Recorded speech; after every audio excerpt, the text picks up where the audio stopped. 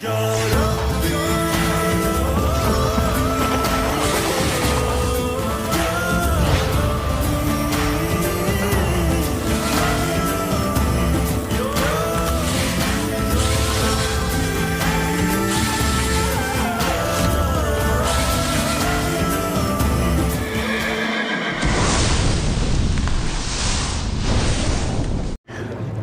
है कि मेरे यहाँ होने से बहुत से लोगों को तकलीफ हो रही है। शम्सा खातून, खुश आमदीद शम्सा।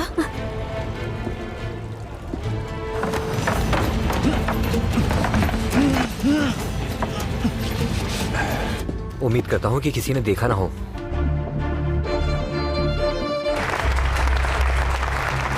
जंग शुरू होने दो ताकि मजा आ जाए।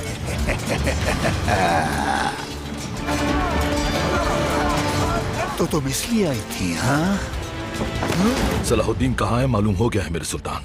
इजाजत दे तो उसे यहाँ ले आता हूँ मैं। ऐसा मत करो बोरू।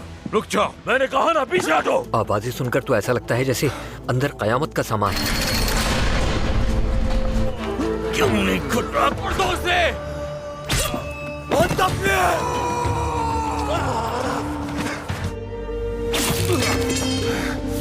ये नहीं हो सकता। खता की तलाफी कर दी तुमने बोरो। आज के बाद मैं ये करूंगा कि जो भी नदामत के लिए आएगा उसे अपनी पनाह में ले लूंगा। अल्लाह तुम्हारी तलवार की काट और बढ़ाए। आमीन। सलाहुद्दीन,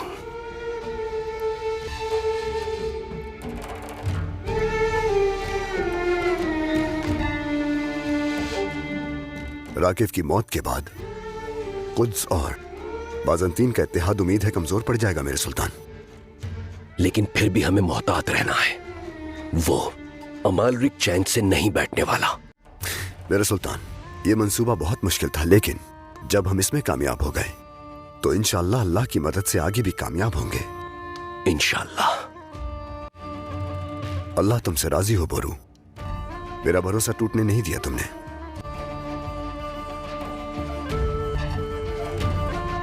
अल्लाह शहीद के दर्जात बुलंद फरमाए। शहीद के दर्जात? हम जो सही सलामत हैं उसकी वजह से मुमकिन हुआ।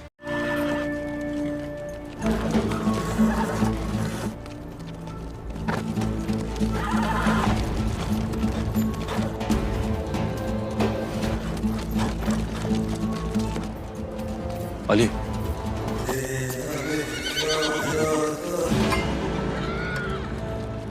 या हक।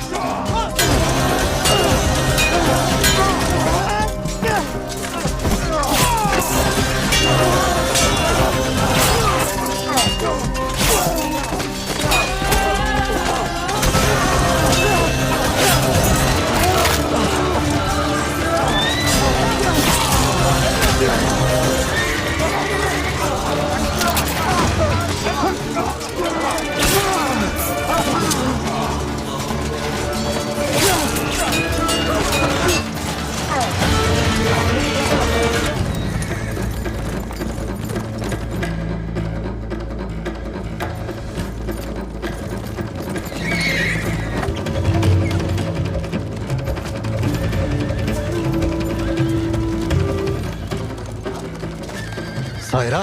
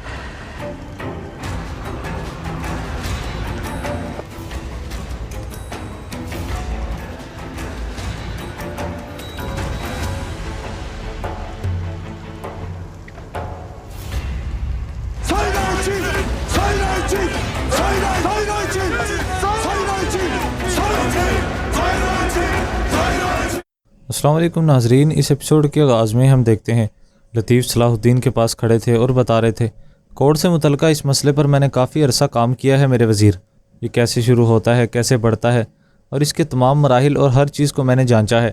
صلاح الدین کہتا ہے میں سمجھ گیا لطیف، فی الحال اس کے متعلق کسی سے بات نہ کرنا۔ اس کے بعد صلاح الدین آگے بڑھ جاتا ہے اور پھر قدس کا منظر دکھایا جاتا ہے۔ تاجر آگے بڑھ رہا تھا، دوسرا آدمی کہتا ہے جناب آپ یہاں پر نہیں تھے، میں ذرا بازار میں گھوما ہوں، وہ بندرگاہ پر سامان کی تقسیم میں ناقابل یقین حد تک ناکارہ ہیں۔ تاجر کہتا ہے مائس ہم رہنے کے لیے جگہ نہیں ڈھونڈ رہے، یہاں پر ہمارا وظیفہ زیادہ وقت نہیں طے ہوگا۔ اتنے میں ہی پیچھے سے بالین آواز لگاتا ہے۔ الیسا کہتا ہے دوبارہ ملاقات ہو گئی ہے کوند بالیان، خداوند نے ہمارے راستے آپس میں گانٹھ رکھے ہیں، ایسا ہی ہے نا؟ بالیان کہتا ہے انسان معاملے کو مشکل کرتا ہے، خدا اسے آسان کر دیتا ہے۔ خداوند نے جس چیز کو سامان بنایا ہے اسے پیچیدہ بنانے کی کوشش کرو گے تو اس نقصان اٹھاؤ گے۔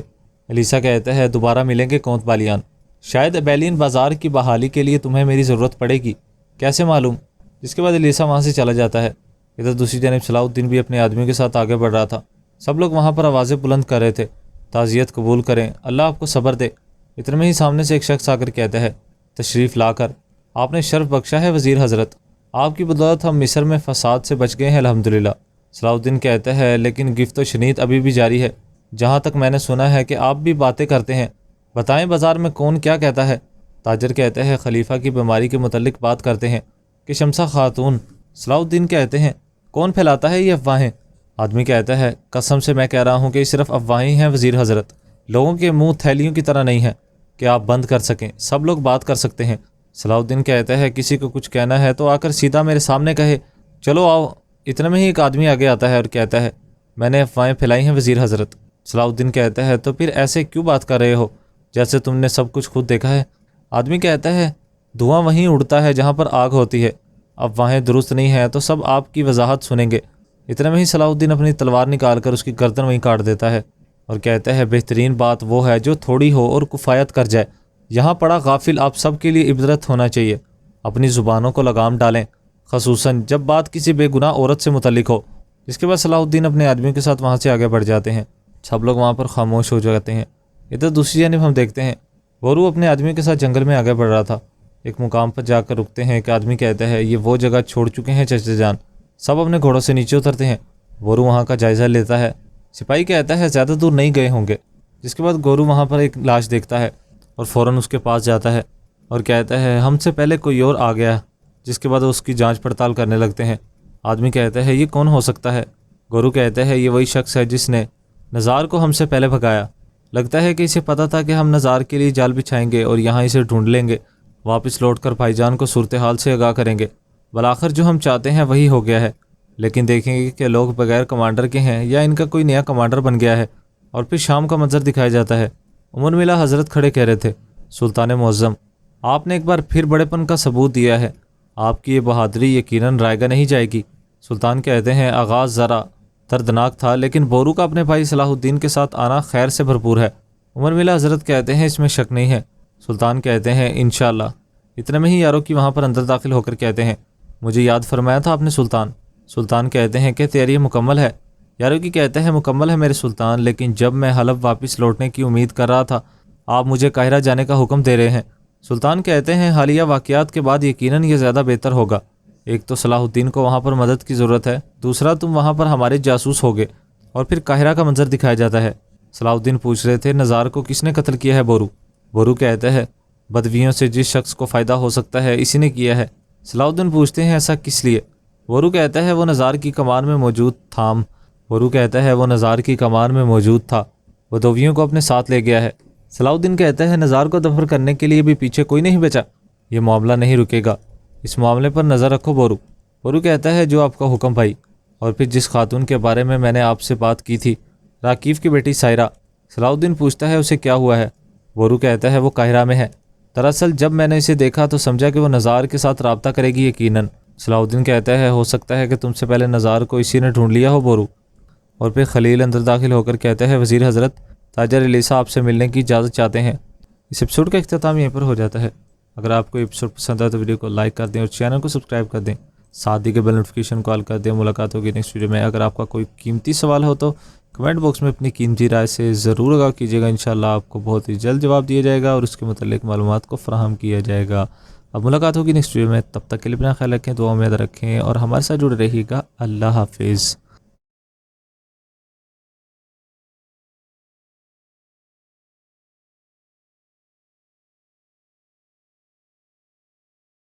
گیوم کہتا ہے بالیان میں تمہیں کچھ بتانا چاہتا ہوں اگر میں یہاں سے نکل نہ پایا.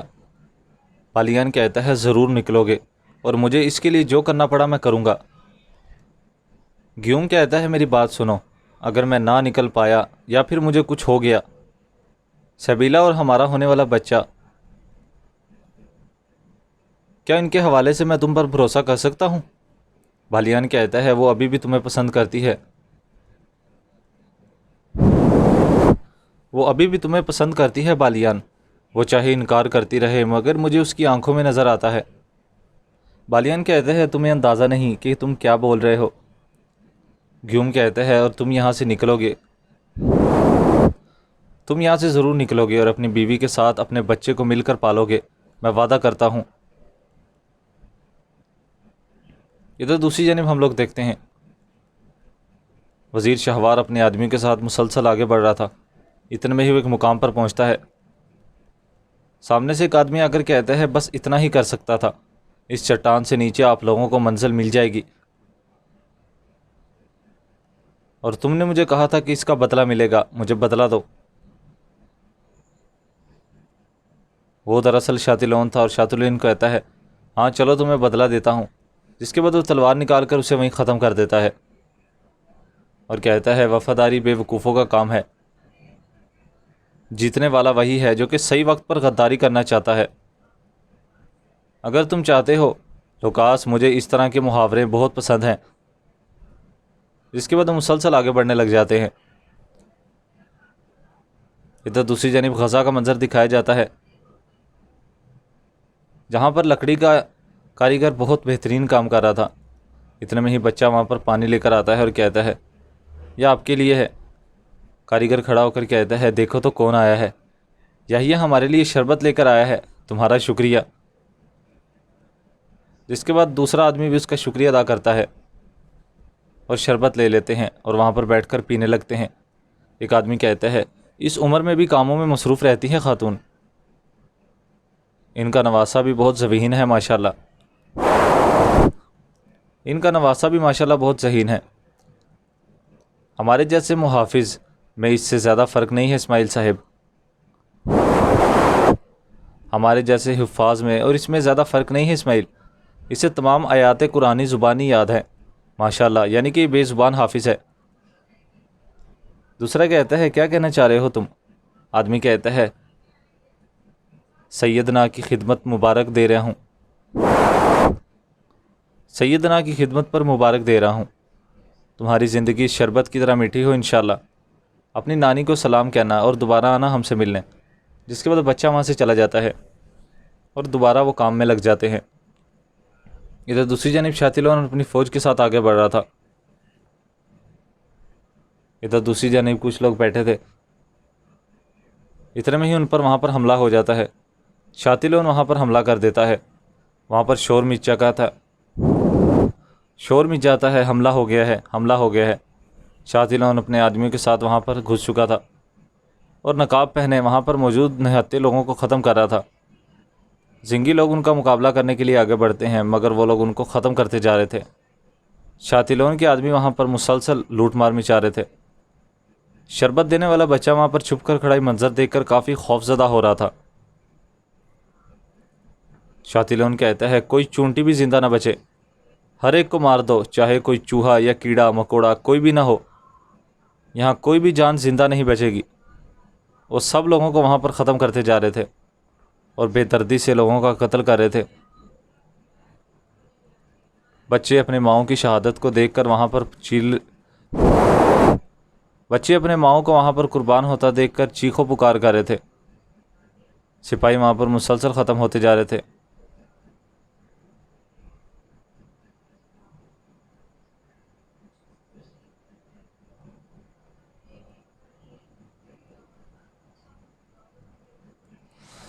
اتنے میں ہی شاطلون کے سپاہی دوسرے مقام پر بھی پہنچتے ہیں. وہاں پر یہ لوگ کافی حیران ہو جاتے ہیں اور فوراً اپنے کام کاج چھوڑ کر اپنے اوزار اٹھا کر ان پر حملہ کرنے لگ جاتے ہیں. ایک سپاہی آواز بلند کرتا ہے, محافظوں کے آنے سے پہلے یا پھر ہم شہید ہو جائیں گے اور یا پھر غازی کہلائیں گے. شاطلون کہتا ہے, حملہ کر دو ان سب پر. جس کے بعد وہ دوسرے مقام پر بھی سپاہیوں پر حملہ کر دیتے ہیں اور ان کو وہاں پر ختم کرنے لگتے ہیں. یہ دردی سے ان کو وہاں پر ختم کیا جا رہا تھا.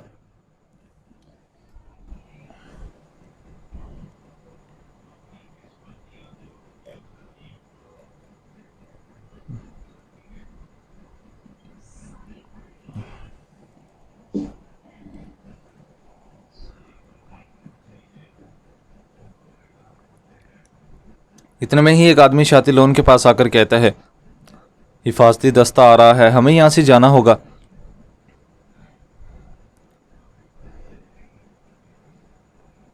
تمہاری شناخت ظاہر ہونے کا خطرہ مول نہیں لے سکتے ہیں ہم.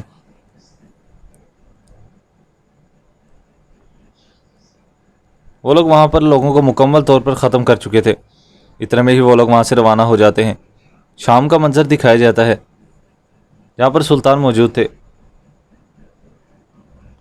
وزیر کہتے ہیں, سلطان حضرت, جان کی امان چاہتا ہوں. صلاح الدین کو آپ کے حکم میں چھپی حکمت کا ادراک نہیں ہوا تھا, اسی لیے انہوں نے ایسے الفاظ ادا کیے. یقیناً وہ سمجھ جائیں گے. اتنے میں وہاں پر ایوب پہنچتے ہیں. سلطان کہتے ہیں, عمر ملا حضرت, سب خیریت تو ہے؟ ایوب کہتے ہیں, سلطان محترم, غزہ پر دشمن نے حملہ کر دیا ہے سلطان. یہ سن کر سلطان نور الدین کافی خوف زدہ ہوتے ہیں. حیران ہوتے ہیں. ادھر دوسری جانب ہم دیکھتے ہیں صلاح الدین کے سپاہی کہہ رہے تھے, ایسے پریشان مت ہو میرے امیر, کیا آپ کو سرحد یاد نہیں آئی؟ شاید یہی زیادہ بہتر تھا.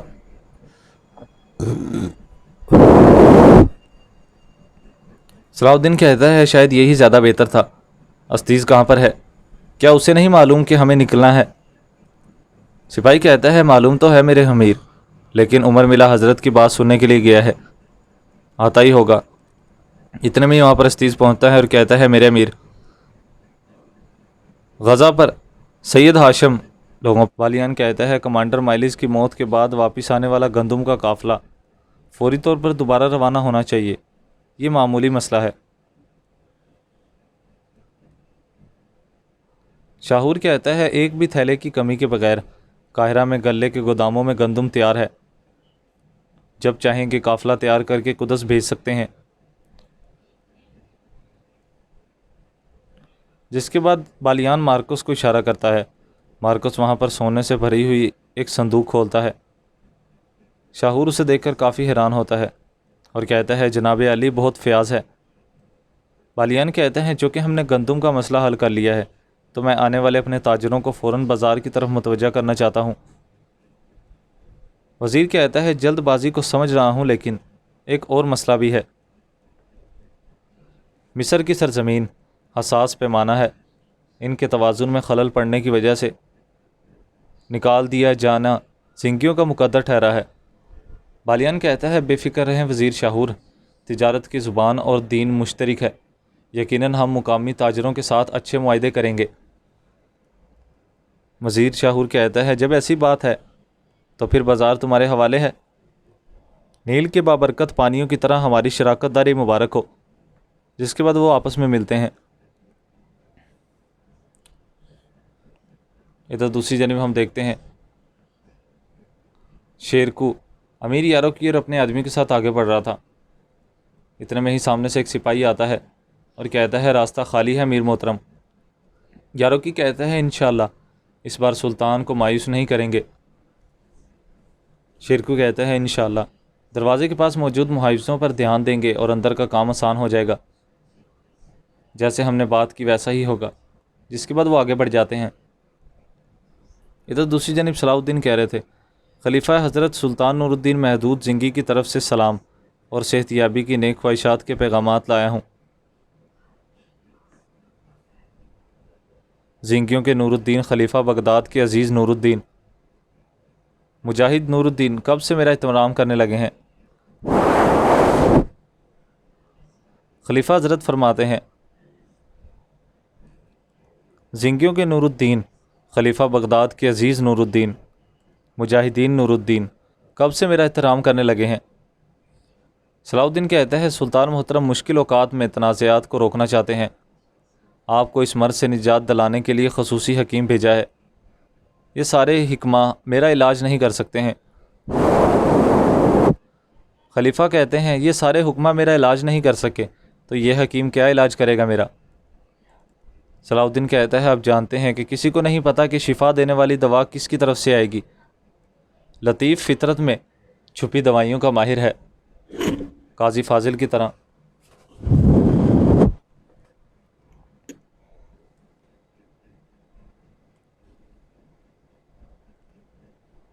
قاضی فاضل کی خاطر آپ کو یہاں پر قبول کیا ہے۔ خلیفہ کہتے ہیں وزیر شاہور کے ساتھ پہلے سے ہی اس منتشر اپنے تعلقات کو خراب کرنے کا خطرہ مول لیا ہے، لیکن کیسا علاج پیش کریں گے جو اس قابل ہو؟ ادھر دوسری جانب ہم دیکھتے ہیں قلعے کے باہر سپاہی پہرے پہ موجود تھے، اتنے میں ہی ان پر تیروں کی بوچھاڑ ہو جاتی ہے۔ امیر شیرکو وہاں پر یاروکی کے ساتھ اور اپنے آدمی کے ساتھ حملہ کر دیتے ہیں اور تمام بازنطینی سپاہیوں کو وہاں پر جہنم واصل کرنے لگ جاتے ہیں، جس کے بعد وہ اندر دروازے کے داخل ہو جاتے ہیں۔ ادھر دوسری جانب ہم لوگ دیکھتے ہیں کونتس کہہ رہی تھی قاہرہ کس کے لیے واپس آئی ہے؟ قاہرہ کس لیے واپس آئی اب تمہیں معلوم ہو جائے گا، قدس سے آنے والے تاجروں کے لیے ہم پوری کوشش کریں گے۔ جمشید کہتا ہے جیسے آپ کی مرضی ملکہ،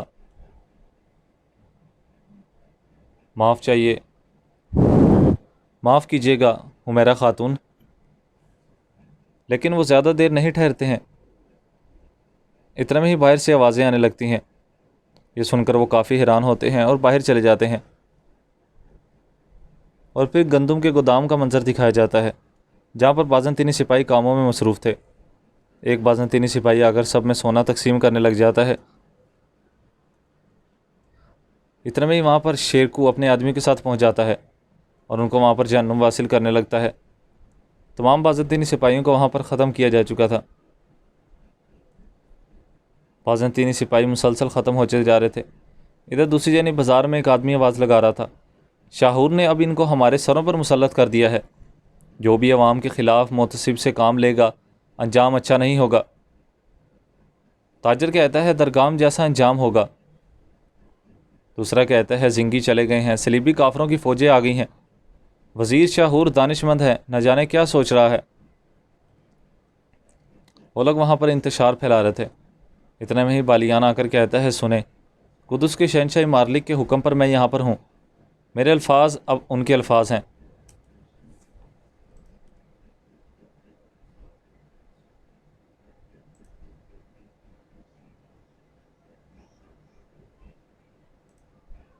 لطیف کہتا ہے میں اسے زخم کے اندر لگاؤں گا، یہ تم کو تھوڑا چیخنے پر مجبور کرے گا۔ خلیل کہتا ہے پھر میں نہیں چاہتا۔ لطیف کہتا ہے یہ تمہارا کیا مطلب ہے نہیں چاہتا خلیل؟ یہ علاج تمہارے لیے شفا ہوگا انشاءاللہ، پہلے تھوڑا چلائے گا لیکن پھر تمہارا درد بھی کم کر دے گا۔ خلیل کہتا ہے میں نہیں چاہتا کہ مجھے چیخنے پر مجبور کرے۔ ادھر دوسرے سپاہی بھی پہنچتے ہیں اور کہتے ہیں جلد ٹھیک ہو جاؤ، اللہ آپ کو شفا دے غازی بہادروں، اللہ آپ سب سے راضی ہو۔ عزیز سپاہی خلیل کے پاس آتا ہے تو لطیف کہتا ہے اپنے دوست کو قائل کریں، یہ ضد کر رہا ہے اور دوا نہیں لینا چاہتا۔ سپاہی کہتا ہے تم ایک مضبوط آدمی ہو۔ خلیل کہتا ہے مجھے کچھ اور مسئلہ ہے، مجھے کہیں دور لے چلو، وہ مجھے وہاں پر ٹھیک کرے، میں سب کے سامنے چیخنا نہیں چاہتا۔ لطیف کہتا ہے یہ ایک شفا خانہ ہے خلیل، تمہارے چیخنے پر کسی کو کوئی اعتراض نہیں ہوگا۔ خلیل کہتا ہے نہیں، ہمارے ہاں روایت ہے زخمی سپاہی کبھی نہیں چیخے گا، یہ بہت بڑی شرم کی بات ہے۔ لطیف کہتا ہے اچھا پھر ہم کیا کریں؟ ہماری روایت میں تو مرد خلیل کہتا ہے ہماری روایت میں مرد زخمی سپاہی کے ساتھ مل کر کچھ گاتے ہیں، جیسے سننے سے تیر نکالنے سے پہلے وہ گاتے ہیں تاکہ چیخنے کی آواز کوئی نہ سنے۔ اگر آپ ایسا کریں گے تو میں تیار ہوں، ورنہ میں نہیں لگاؤں گا۔ عزیز کہتا ہے کیا ہم یہ گائیں گے خلیل، وہ بھی شفا خانے میں؟ یہ کیسی باتیں کر رہے ہو؟ دوسرا سپاہی کہتا ہے وہ کون سا گانا ہے جسے ہم سب جانتے ہیں؟ خلیل کہتا ہے مجھے ایک مل گیا ہے۔ سپاہی کہتا ہے وہ جو کیر کورت کے شاعر نے شہید ہونے سے پہلے گایا تھا، ہم اسے گا سکتے ہیں۔ چلو سپاہیوں، ایسا لگتا ہے کہ ہمیں یہ کرنا ہی ہوگا۔ خلیل کہتا ہے آپ کا شکریہ ادریس، چلو لطیف تم علاج تیار کرو۔ جس کے بعد سب سپاہی اس کے گرد اکٹھے ہو جاتے ہیں، ایک دوسرے کا ہاتھ پکڑ لیتے ہیں اور زور زور سے کچھ گانے لگتے ہیں۔ جس کے بعد لطیف وہاں پر خلیل کے زخم پر دوا لگانے لگتا ہے۔ خلیل کہتا ہے زیادہ اونچی آواز سے گاؤ۔ اس کے بعد وہ وہاں پر چلانے بھی لگتا ہے۔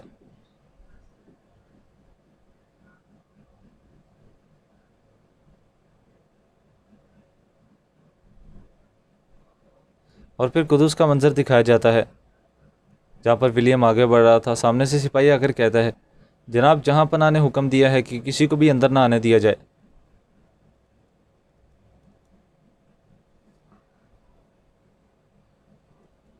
اتنے میں ہی وہاں پر گایا جاتا ہے اور کہتا ہے ولیم میں دیکھ رہا ہوں کہ قدس میں ایسے دروازے ہیں جنہیں تم بھی نہیں بھول سکتے۔ ولیم کہتا ہے قدس میں دروازے کھولنے کی سمت بہت تیزی سے بدل جاتی ہے۔ جب آپ سوتے ہیں تو آپ کے اندر آپ دیکھیں گے کہ باہر ہوں گے، جب آپ سوچتے ہیں کہ آپ اندر ہیں تو آپ دیکھیں گے کہ آپ باہر ہوں گے۔ کائی کہتا ہے آپ ولیم، آپ کی کتابیں آپ کو ایسے جملے کہنے پہ مدد کرتی ہیں، لیکن صرف اتنا ہی؟ میدان جنگ میں تلواریں بولتی ہیں اور کتابیں نہیں۔ آپ نے قاہرہ میں اس کا دردناک تجربہ کیا ہے۔ ولیم کہتا ہے یہ سب کیا ہے؟ پیچھے سے آوازیں آنے لگتی ہیں۔ ایک سپاہی بھاگا آ کر کہتا ہے جناب ٹیمپلز، محل کا صحن اس سے بھرا ہوا ہے۔ جس کے بعد وہ لوگ وہاں سے روانہ ہونے لگتے ہیں۔ ادھر ہم دیکھتے ہیں شہنشاہ ایک جگہ پہ موجود تھا اور کہہ رہا تھا یا خدا مجھے اکیلے نہ چھوڑنا۔ ادھر باہر بہت سے لوگ موجود تھے اور بغاوت کر رہے تھے اور کہہ رہے تھے بادشاہ کہاں پر ہے، بادشاہ کہاں پر ہے؟ شٹیلون کہتے ہیں اب تفریح شروع ہو رہی ہے۔ وہ بلند مقام پر کھڑا دیکھ رہا تھا۔ ادھر ہم دیکھتے ہیں سیبیلا بھی کھڑی منظر دیکھ رہی تھی۔ بچہ پوچھتا ہے اتنے ناراض کس سے ہیں آپ؟ شہزادی کہتی ہے بادشاہ سے۔ کیا بابا کی وجہ سے جنگ ہارے ہیں سب؟ بچہ کہتا ہے کیا بابا کی وجہ سے ہی جنگ ہارے ہیں؟ سبیلا کہتی ہے ٹیمپلز ہمیشہ کسی کو الزام دینے کے لیے تلاش کرتے ہیں بالڈرون۔ وہ مسلسل بادشاہ کہاں ہے کہ نعرے بلند کر رہے تھے۔ ادھر ولیم ان کے پاس پہنچتا ہے اور کہتا ہے تم محل کے سامنے کیوں جمع ہو گئے ہو؟ سپاہی کہتا ہے وجہ واضح ہے لارڈ گائے، مصر میں شکست، ہم سب مایوس ہیں۔ گائے کہتا ہے لیکن یہ قدس کے امن کو خراب کرنے کی کوئی وجہ نہیں ہے۔ ولیم کہتا ہے یاد رکھو وہ قسم جو تم نے تلوار باندھے اپنے وقت کھائی تھی، کیا سورما کا اعزاز ایسے مشکل وقتوں کے لیے نہیں ہے؟ سپاہی کہتا ہے بادشاہ کس دن کے لیے ہے؟ ان لوگوں کو مصر میں زمین کے وعدوں سے دھوکہ دیا گیا، لیکن ایسا کیا؟ جو کچھ ہم ساتھ لے گئے تھے وہ ہیں، اور جب ہم جیت سکتے ہیں تو ہم واپس آ گئے۔ اب ہمیں اس کا جواب دینا ہے، بتاؤ۔ سب لوگ وہاں پر دوبارہ سے نعرے شروع کر دیتے ہیں۔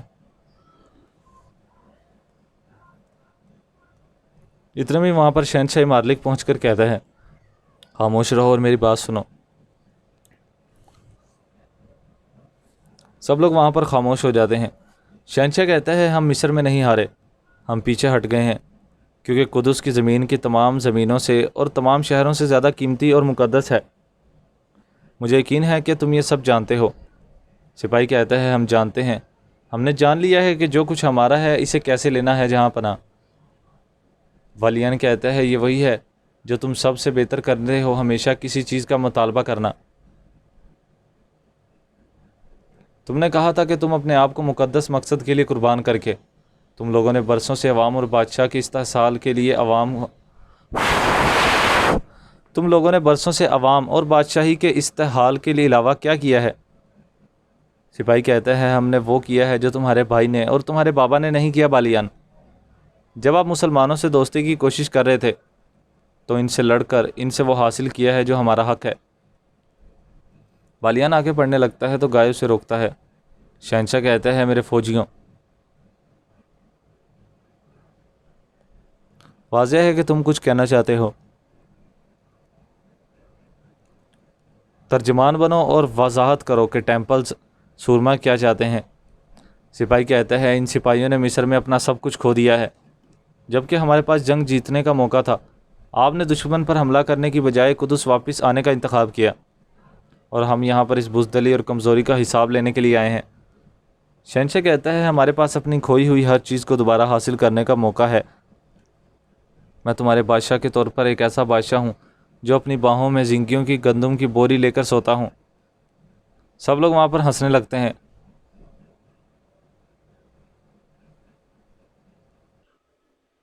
جس کے بعد وہ ایک صندوق کا دروازہ کھولتا ہے،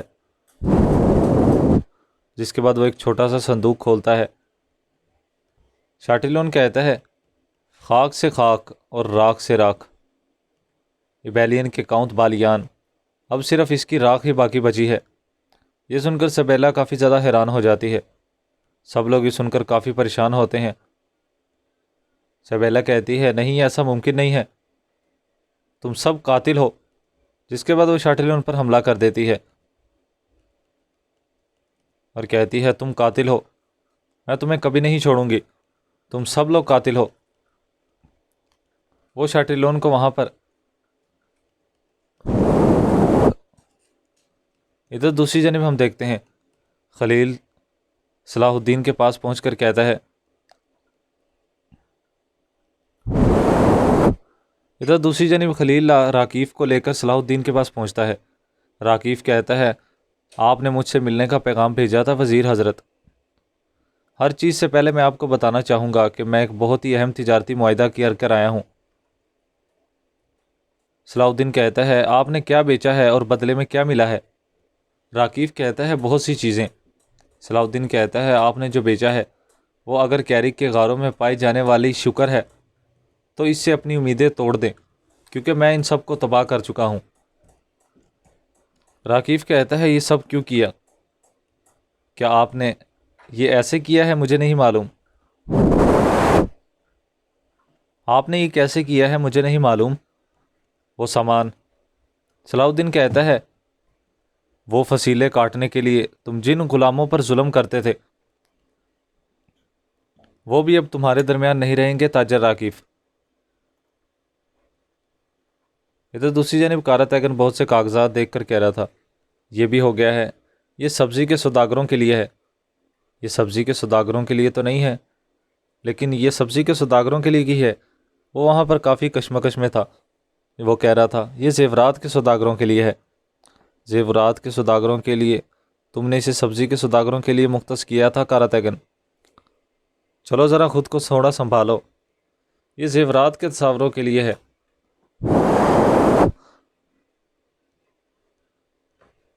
وہ وہاں پر کافی پریشانی کا شکار تھا۔ کارا تیگن کہتا ہے اس میں سے کچھ بھی میرا نہیں ہے، تو میں یہ سب کیسے لکھوں؟ اللہ، یہ سب تو پھر سے رل مل گئے ہیں، اب میں کیا کروں؟ یہ والا بھی نہیں ہے۔ سبزی کے سوداگروں والا؟ اب ان میں سے کون سا ہے سبزی کے سوداگروں والا؟ میں یہاں پر تحصیلدار بن کر آیا تھا، لیکن یہاں دیکھو میں کلرک بن گیا ہوں۔ اپنے دماغ کو تھوڑا ٹھکانے لگاؤ کارا تیگن۔ چلو پھر سے شروع کرتے ہیں۔ اس تحصیلداری میں پیسے جمع کرنا اچھی بات ہے، لیکن میرا حساب کتاب سے کوئی لینا دینا نہیں ہے۔ کاش کوئی اگر یہ سارا کام کر دے۔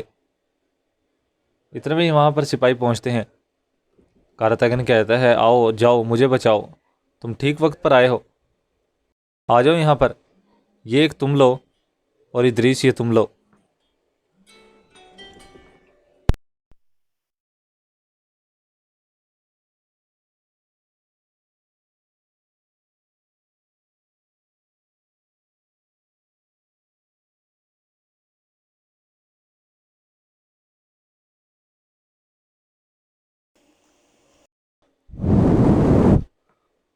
اسے تم لو اور تم بھی اسے لو ادریس۔